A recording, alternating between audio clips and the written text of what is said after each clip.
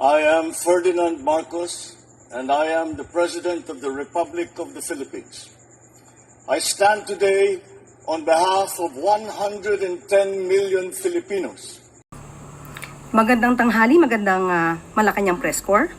Welcome sa ating press briefing ngayong araw. Simulan natin sa magandang balita na dala ng administrasyon ni Pangulong Ferdinand R. Marcos Jr. sa bagong Pilipinas. Ann Soberano, Bombo Radio. Good afternoon, Yusek. Reaction lang po from the palace. Last week kasi, matapos pong inendorso ni Vice President Sara si Senator Amy Marcos, naglabas din po ng pahayag si dating presidential spokesperson Harry Roque at sinabing batay sa isang magazine ay may report daw talaga na gumagamit ng illegal na droga ang Pangulo. Kaya hinamon ni Roque ang senadora na patunayan na gumagamit nga talaga ng illegal drugs ang Pangulo dahil imposible po daw na walang alam dahil kapatid niya po ito. Thank you. Unang-una po, si Atty. Harry Roque ay lumalabas na ngayon bilang isang fake news peddler. Siya po ang sinasabing nagpakalat ng isang fake pulveron video at ngayong wala pa siyang napapatunayan at wala siyang ebidensya. Kahit na ngayong kanyang mga ebidensya sa Quadcom ay hindi pa rin niya napapatunayan, ngayon ay maghahanap pa siya ng tulong para makapagbigay ng ebidensya. Sila po ang nagsasabi ng ganitong mga klaseng akusasyon, hindi niya nakakailanganin ng tulong kung meron po siyang ebidensya. May mensahe po ba kayo sa mga ginagawa ni dating presidential spokesperson Roque? Ano po yung mensahe niyo sa kanya?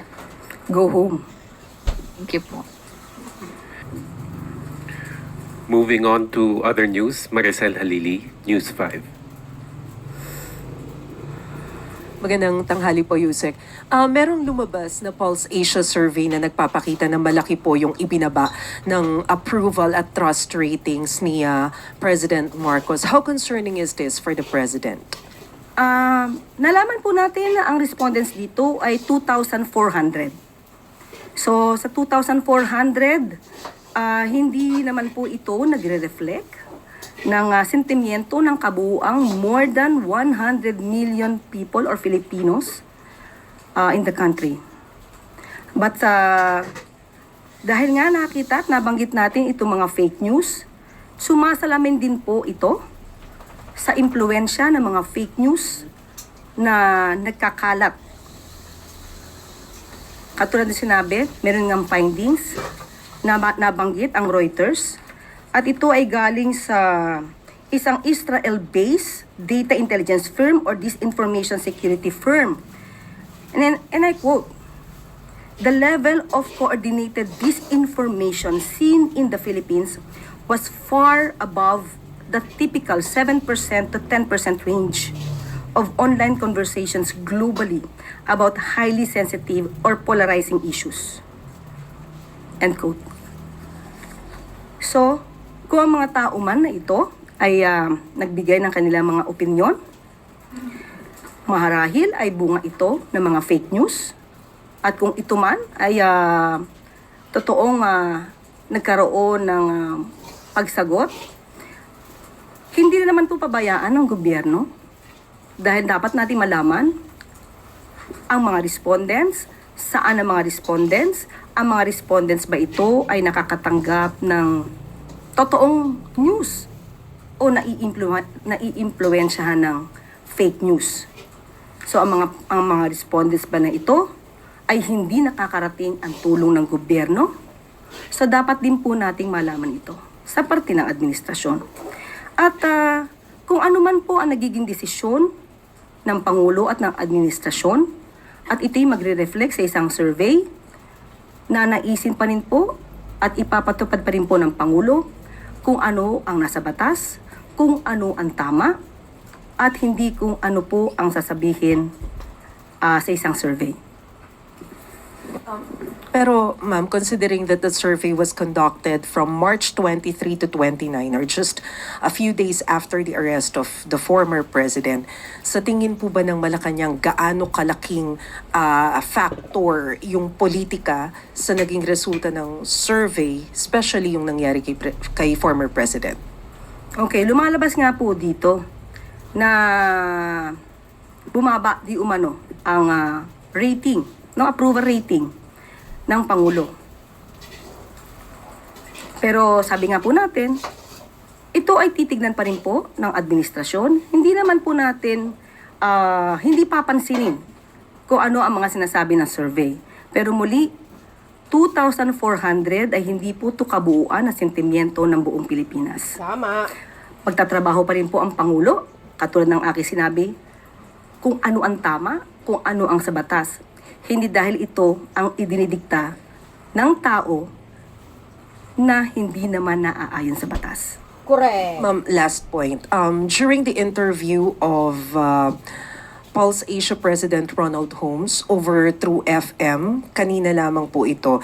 Ang sabi niya, isa daw marahil sa dahilan ng pagtaas din ng disapproval rating ni PBBM ay yung pagtugon sa pangunahing problema like yung matataas na presyo ng bilihin, kakulangan sa kita o yung sahod at yung paglaban daw po sa katiwalian. Where do you think the problem lies? Una, tignan natin. Nabanggitan natin, nagpakita na po tayo dito, nakausap na rin po natin at natanong po ninyo ang mga heads po ng ibang mga departamento patungkol po dito. Halimbawa po yung walang gutom program. Kaya nga, ang tanong po natin dito, 2,400, nakakarating po kaya ang serbisyo ng gobyerno? Pangalawa po, sinasabi po natin, diba, na walang trabaho. Yung tungkol sa sweldo. Binanggit na rin po natin ang direktiba ng Pangulo patungkol po sa pagtaas ng sweldo sa pamamagitan po ng Regional Tripartite. So, hindi po yan tinulugan ng Pangulo. Yan po ang direktiba para po tumaas ang sweldo ng ating mga kababayan. So, kung ano, saan man nanggagaling po itong opinion ni Holmes, Mr. Holmes, okay? Yan ay kanyang opinion. Siguro mas maganda rin po na malaman niya kung ano ba talaga yung katotohanan. Baka po kasi nasasapawan ng good news ng mga fake news. Salamat, ma'am. Maris Umali, GMA Integrated News. Good afternoon, ma'am. Ma'am, before I proceed to my question on kidnappings, may I just do a follow-up question on the question of Maricel?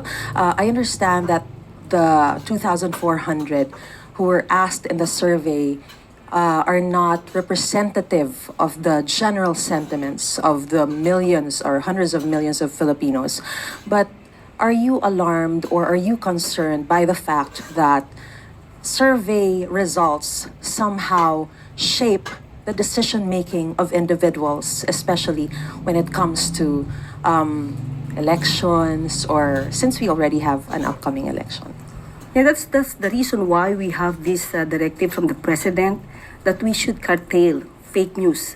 Since day one that we had been appointed, we were tasked to do our job, to spread the truth and not fake news.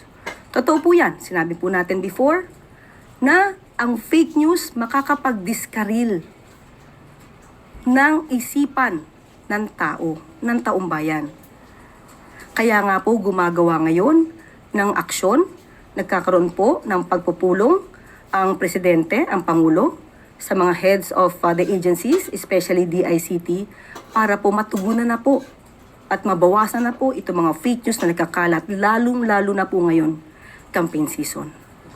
All right, ma'am, with regards to my question, in light of the recent spate of kidnappings, what is the reaction of Malacanang in terms of calls for President Marcos to tap the military intelligence to go after kidnappers? Okay. Sa ngayon po, lumalabas naman at ayon ito sa sinabi rin ni Chief Marbil. Muli, babanggitin ko ang kanyang sinabi. These are isolated, calculated acts rooted in personal and financial vendettas. The situation is firmly under control. Our law enforcement strategies are effective. Criminal networks are being taken down. So, tingnan na lang po natin kung ano po ang magiging action muli at magiging estratehiya po ng PNP kung kinakailangan pa po talaga nilang gamitin ang military intelligence. But as far as you're concerned, there is no need at this point to tap military intelligence. Opo, dahil hindi naman po, wala pong widespread na pinapakalat din ng iba na may widespread kidnapping spree in the country. Hindi po yan totoo. Malaki pong fake news siya. Thank you, ma'am. Eden Santos, Net 25. Yusek, good morning po. Wala po bang plano ang Marcos administration na humingi po ng tulong sa Interpol para maaresto sina Attorney Harry Roque at Maharlika na sinasabi niyo pong sila yung nagpapakalat ng fake news regarding dun sa Polvoron video, para po, since meron naman po tayong maigting na cooperation sa Interpol para naman po, sabi niyo nga, makabalik din sila dito para harapin yung kaso na isinampa po sa kanila, inciting to sedition, if I'm not mistaken. Wala po tayong sinasabi na ang nagpakalat po ng fake Polvoron video ay si Atty. Harry Roque. Siya po mismo ang nagsabi nito sa isang maisog rally sa Vancouver. At hindi rin po tayo ang nagsabi nito, kundi yung isang vlogger na si Pebbles Cunanan. Pero ito na may base sa kanyang mga sinabi sa kanyang talumpati sa maisog rally. Sa ngayon po, nakipag-usap po tayo sa DOJ at wala pa pong nasasabing naisang pang kaso sa korte. So wala pa po itong lumalabas na warrant of arrest issued by the court. So hindi pa po natin kakailanganin kung ano man po ang hihinging tulong mula sa Interpol. At hahayaan po muna natin ang DOJ sa kanila magiging action patungkol po dito. But as of the moment po, wala pa pong anumang update patungkol dyan. Bakit po wala pang naisasampang kaso? Well, in fact, ang NBI po ay nagsabi na yung mga fake news peddlers na nasa bansa at nasa ibang bansa ay kanilang aarestuhin. Medyo nagkakaroon po ba ng delay sa pag-file ng kaso laban sa kanila, or hindi pa rin po ganon ka bigat or kaano yung ebidensya para sila po ay masampa ng kaso? Ang bigat po ng ebidensya ay makikita nyo naman po sa kanilang mga sinasabi.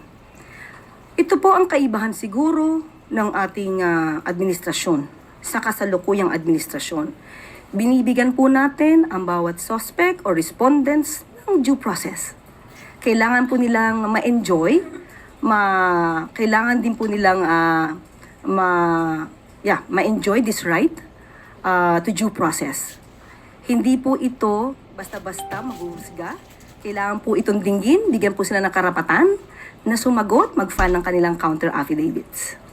Doon na lang po sa last question po yung pagpapatawag po ng meeting ni Pangulong Marcos sa iba't ibang head of agencies na para pag-usapan yung fake news at tila ito po ba ay nagbigay ng pagkabahala sa Pangulo yung pagsadsad po ng kanyang ratings, kaya po nagkaroon ng ganitong pagpupulong? Hindi po nabahala ang Pangulo sa anumang rating sa survey. Sabi natin kanina, ang Pangulo kahit anuman ang rating, mataas, mababa, magpapatuloy siya sa kanyang trabaho. Hindi po siya mapapahinto ng anumang survey. Basta ang gagawin lamang po ng Pangulo ay gumawa ng naaayon sa batas at magtrabaho ng tama. Ang pagpapatawag po sa DICT ay para pag-usapan po ang paghinto ng fake news at yung tungkol po sa magiging good news po natin patungkol sa connectivity para sa mga kababayan po natin. Yan po yung dahilan ng meeting. Last two questions. Alvin Baltazar, Radio Pilipinas.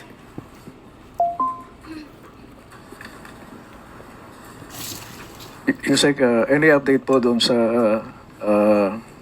dapat sana ay meeting ni Secretary Frederick Go sa US Trade Representative para ma-negotiate yung free trade agreement between the Philippines and the US. Yes. Nagkausap po kami kaninang umaga at sinabi po niya na ang kanilang plano na pagpunta po sa US ay first week of May. At sa kasalukuyan po ay nagkakaroon pa rin po ng meeting ang economic team para po ito malamang na ilalahad nila sa kanilang pagpupulong sa darating na Mayo. Are we hopeful, Yusek, na magiging maganda yung resulta ng gagawing pagbiyahe ni Secretary Go? We should always be hopeful. Dahil ang mundo natin at ang bansa natin ay hindi kulay itim. Salamat po, Yusek. Fine. At good news mula sa DICT. Sa pangunguna ng Department of Information and Communications Technology, muling nagpulong ang Commission on Elections Advisory Council o CAC nitong nakaraang linggo. Layo ng pagpupulong na tiyaking ligtas at malinis ang ating halalan sa gitna ng lumalalang banta online. Kasama sa mga hakbang ang pakikipag-ugnayan sa mga tech giants tulad ng TikTok, Google at Meta, na ngayon ay nagpatupad ng pagbabawal sa mga bayad na political ads sa kanilang platforms. Ang CAC, na binubuo ng iba't ibang sektor, ay regular na nagpupulong para talakayin ang mga isyong may kinalaman sa halalan. Pinag-usapan din ang digital at automated election systems at mga rekomendasyon para sa COMELEC.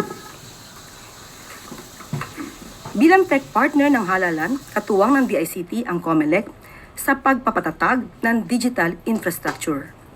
Ilan sa mga proyekto ng ahensya ang configuration hubs para sa maayos na proseso, online tools gaya ng Precinct Results Finder at Registration Status Verifier at Election Results website para sa real-time na resulta. Kasama rin dito ang cybersecurity initiatives tulad ng vulnerability testing, security protocols at paggamit ng Philippine National Public Key Infrastructure o PNPKI digital certificates para sa mga guro na magsisilbing electoral board members. Sa digital bayanihan, sisiguraduhin ng DICT na ligtas ang halalan at ang boto ng bawat Pilipino ay mananatiling sagrado.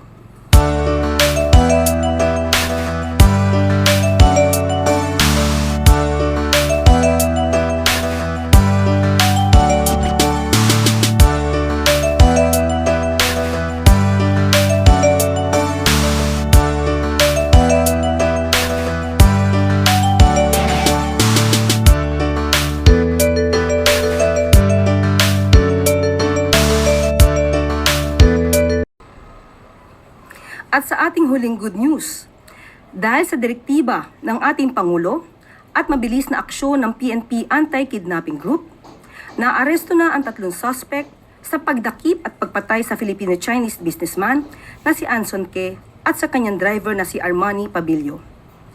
Isa sa mga suspect ay isang Chinese national na ayon sa PNP ay sangkot umano sa mga pagdukot ng may mga utang sa Pogo. Sinampahan ng kasong kidnap for ransom with homicide ang mga suspect. Patuloy naman ang investigasyon sa posibleng koneksyon ng krimen sa mga sindikatong sangkot sa iligal na operasyon ng Pogo. Nagpasalamat naman ang pamilya ni Ke kay Pangulong Marcos Jr. at sa PNP sa pagtutok at sa paglutas ng kaso.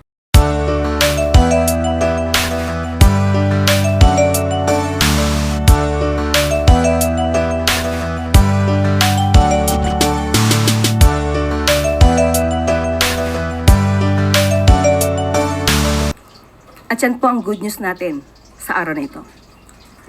Questions related to the good news first. Alvin Baltazar, Radio Pilipinas.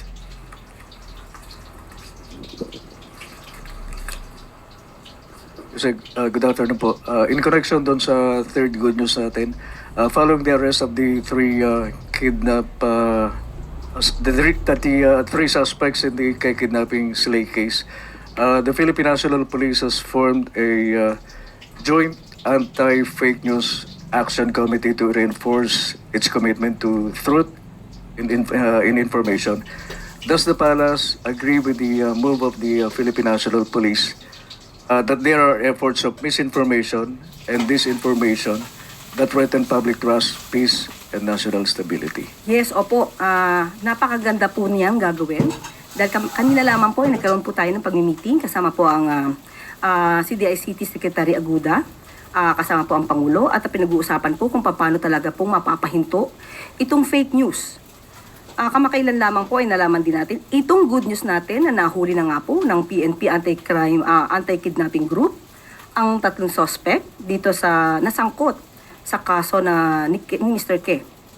Pero meron pa rin mga fake news peddlers na nagsasabi na ang mga nahuli daw ay mga fall guys lamang. Ito ay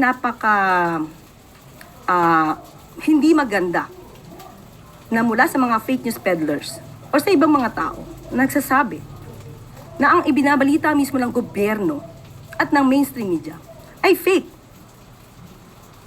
Kaya lahat po tayo, hindi lamang po ang pamahalaan, hindi lamang ang administrasyon, pati po kayo lahat sa mainstream media at mga responsible social media content creator.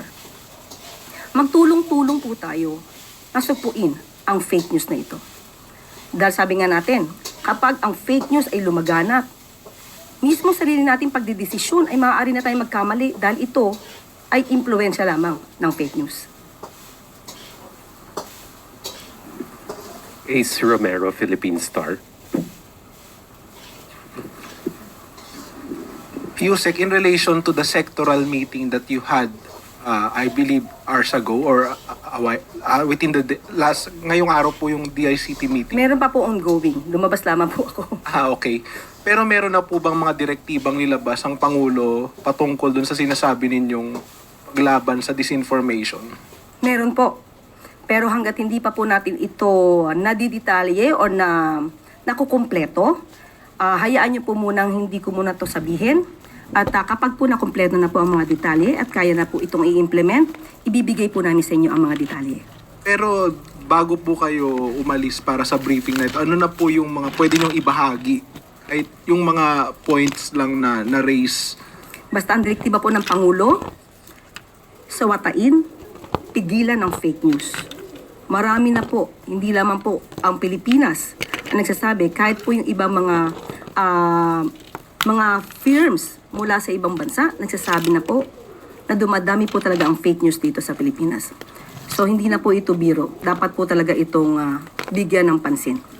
Pagagawa ng mga dilis yan.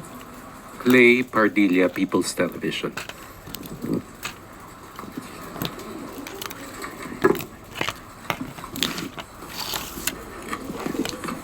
Good morning po, Yusek Claire. Connected po ito sa question. Ito naman po ay sa fake accounts. Kong Dong Gonzalez and JJ Suarez expressed alarm over a report by Reuters that 1/3 of social media accounts discussing Duterte's ICC case were fake. The report claimed ghost accounts and paid influencers were part of an organized effort to defend Duterte and shape public opinion before the elections. Where does the palace stand on this report, and when will users start seeing the results of government's efforts against the surge of fake accounts? Katulad ng aking nasabi, we just had a meeting, sectoral meeting a while ago, and there is still ongoing meeting with the President. So, kung ano man po yung detalye po, ang masasabi ko lamang po, madiin po ang direktiba ng ating Pangulo na sawatain, pigilan ang fake news.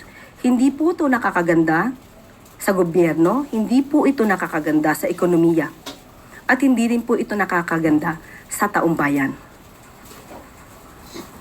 Sam Medinilla, Business Mirror. Good morning, ma'am.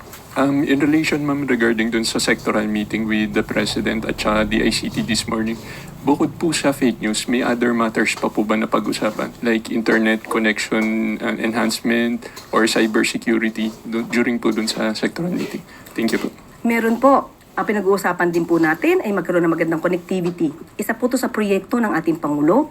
Pero kung ano man po yung ibibigay natin na magandang serbisyo para sa taong bayan, hindi ko po muna ibibigay yung pinakadetalye. Siguro by June ay mararamdaman na po ito ng taong bayan. Pero hindi ko muna po sasabihin yung mga detalye. So yun guys, see you again on my next upload video. Bye bye bye and babush! God bless Philippines, sinong salarin.